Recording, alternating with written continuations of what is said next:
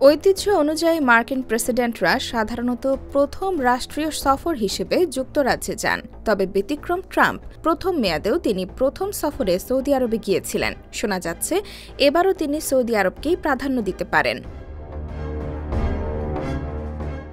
শনিবার প্রেসিডেন্ট হিসেবে দায়িত্ব নেওয়ার পর ট্রাম্প সাংবাদিকদের জানান দ্বিতীয় মেয়াদে প্রথম রাষ্ট্রীয় সফরে সৌদি আরব যেতে পারেন তিনি। সৌদি আরব থেকে $100 কোটি পণ্য ক্রয়ের প্রস্তাবের কথা উল্লেখ করে তিনি বলেন, যদি সেই প্রস্তাব বাস্তবায়িত হয় আমি আবারও সৌদি আরব যেতে প্রস্তুত। এ সময় সৌদি আরবের সঙ্গে সম্পর্কের গুরুত্বের কারণে সেখানে তার আগের সফরটি বিশেষ ছিল বলেও জানান ট্রাম্প।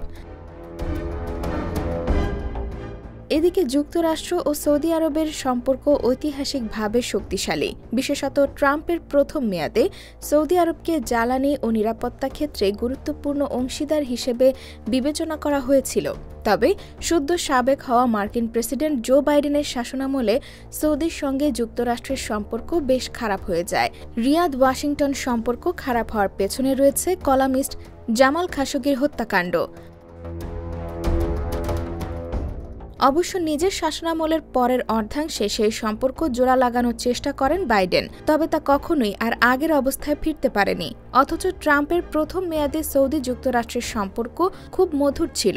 এমনকি ট্রাম্পের জামাতা ও সাবেক জ্যেষ্ঠ উপদেষ্টা জারেড কুশনারের সঙ্গে যুবরাজ মোহাম্মদের ব্যক্তিগত বন্ধুত্ব ছিল। সৌদি এজেন্টরা খাশোগিকে হত্যা করা হলেও ট্রাম্প এ নিয়ে নিন্দা জানায়নি।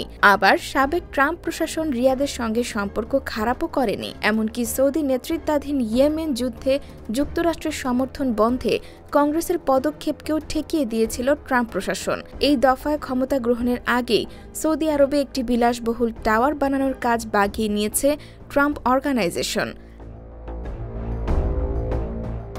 IBTV USA, New York.